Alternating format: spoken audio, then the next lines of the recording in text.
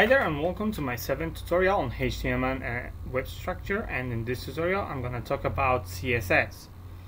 This is an introduction tutorial, so I will just introduce you to one method of CSS because there are two of them, and the first one is a internal CSS and the other one is external CSS. In this tutorial I'm going to show you internal CSS, and the next tutorial will be about external. So everything will be covered. Now, what is CSS? CSS is a language which allows you to modify or format your tags, text, whatever it is on your page, basically, with some kind of formatting techniques. So for example, you want to change the color of your paragraphs. Let's say you have 10 paragraphs, and to change the color for each of your paragraph, you have to add 10 extensions for each paragraph, one extension for each paragraph. Therefore, it's not sufficient.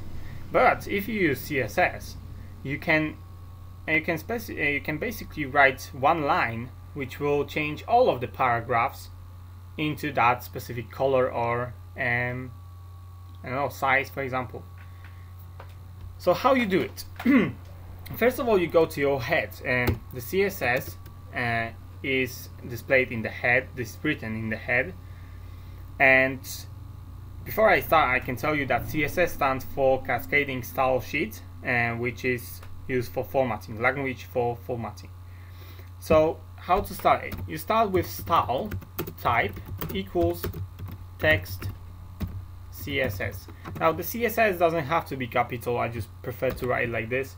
You can put in, say, small lowercase letters, it doesn't really matter.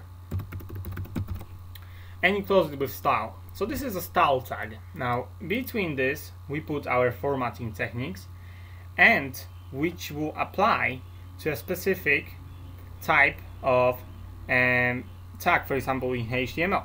Now we can use the names provided by HTML tags. For example, if you want to change the body color, then let's say you can use the body name instead of writing some kind of classes or something.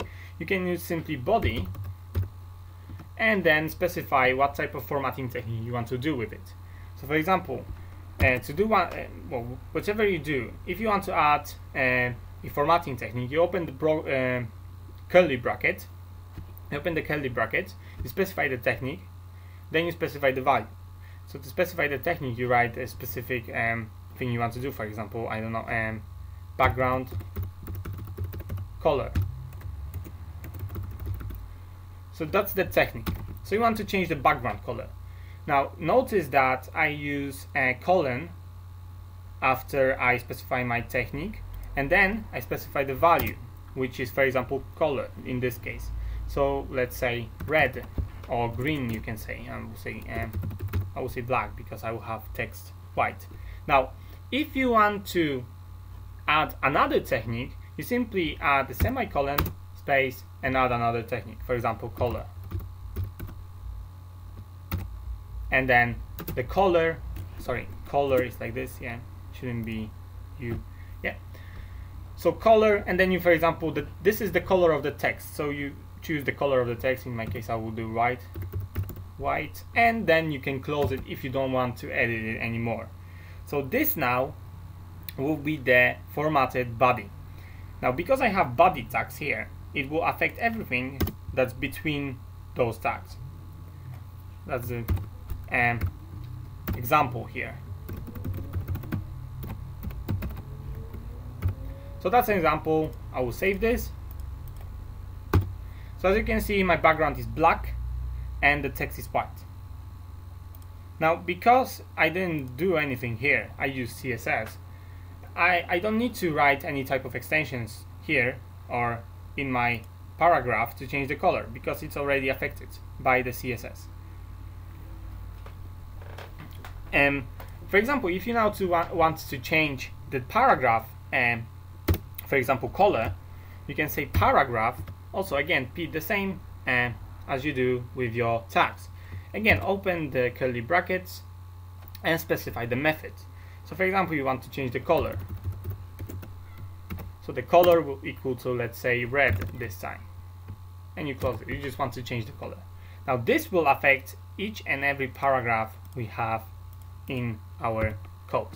So if I add more paragraphs, and I break it so that you will see later.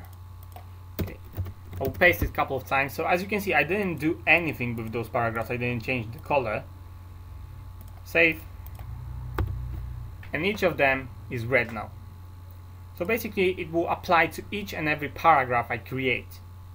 So I don't have to change the color. I don't have to say color or font type equals something like this. I don't have to do this anymore because I can do just one line and it will automatically change for me.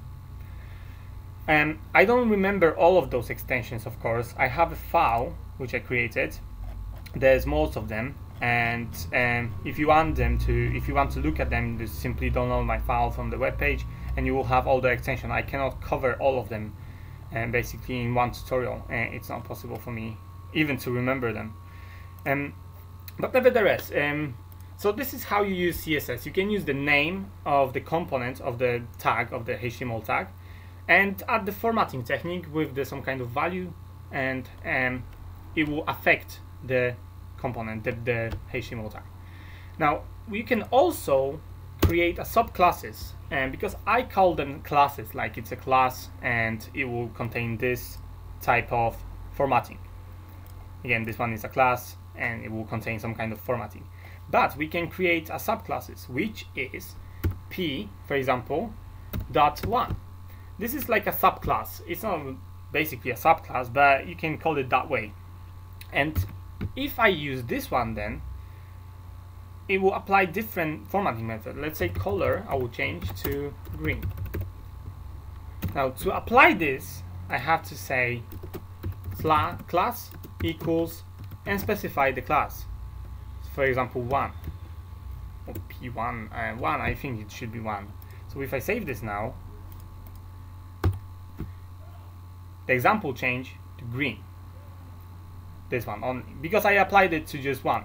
So as you can see, I can also use something like this. It applies p to p, so I don't have to say p.1. I don't have to say the p.1, but just the 1. And because it's always the p, so I just create some kind of like a subclass of my paragraph. And if you want to affect the styles with this type of thing, you actually have to put this class tag in any of your paragraphs or whatever you want, like this, so it will affect it. Because this one is overall, it will affect every kind of paragraph.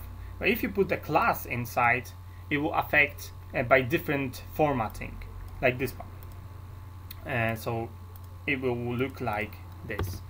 And so this is how you do with the CSS. It's internal CSS, of course, and basically this is how you do it with simple paragraphs and body and stuff like this. Now when it comes to table, CSS offers us something like a box model. Now box model is a bit different than a normal table because it allows us to specify the margins between the text and the border, as well as choosing the border. What type of border would you like to have? The style of the border, also what width of the border, the thickness of the border, for example, and many more other things. For example, align, I think, as well. I don't remember all of them. As I said, there is a document. I know there's margin and stuff like this, but as I said, I cannot remember all of them. So if you want to, for example, change the body, the tag table, to have table, and let's say close it, then let's have some table row and table data td, let's say red, and close td, and I will close tr. Okay, so simple table, nothing really fantastic here, but to affect this, I can write table and write those formatting techniques like a margin and stuff like this to make the text basically formatted the way I want it, not the way HTML does it for you. So for example, if I say say, I don't know, 3%. Not this one. Yeah, margin 3%. And what else can I add? A border style, I think. As I said, I don't remember border color. You can change the border color, border style. Yeah, border style. And for example, we have a couple of styles to choose from. As I said, I don't remember all of them. And there's dotted, and there's dashed, solid, double, groove, reached, inset, outset. So you have a couple of them to choose. I will choose dotted. Let's see dotted. And I will close this. And alright, I think I have to. Do I have to? Well, let's see if this will display the border, because I don't. Yeah. So as you can see now, the table now, well, only one cell actually, the border changed. The margin has been applied with 3%, as well as the style of my border is changed. So you can play around with those. As I said, you have to download this actually, or just look at it right now, stop the video and look at it, and play around with those transformation tools. Coder. And you will get your wanted effect of what you want to do. So this is how you do the CSS basically. This is the introduction. As I said, I will just show you the internal CSS, and because the external CSS is a bit different, you have to create a file, and you have to call this file inside this document. Also this file, the main difference, okay, I can tell you this, the main difference between internal and external CSS is that external CSS can be used for as many files as you want, and the internal CSS can be only used for this file, because I write inside my document. So I can only use those styling methods in this document. But if I create a file, I can use it in 10, 20, whatever number it is, I can use it anywhere within my pages. Okay, so that concludes the first part of this tutorial, and the second part will be shortly available on YouTube. Probably it is already, because I will create it soon. So visit my webpage and YouTube channel. If you like this video, subscribe. Also, more tutorials still to come from HTML, CSS now, and JavaScript in the future, and other programming languages like C++ and Java.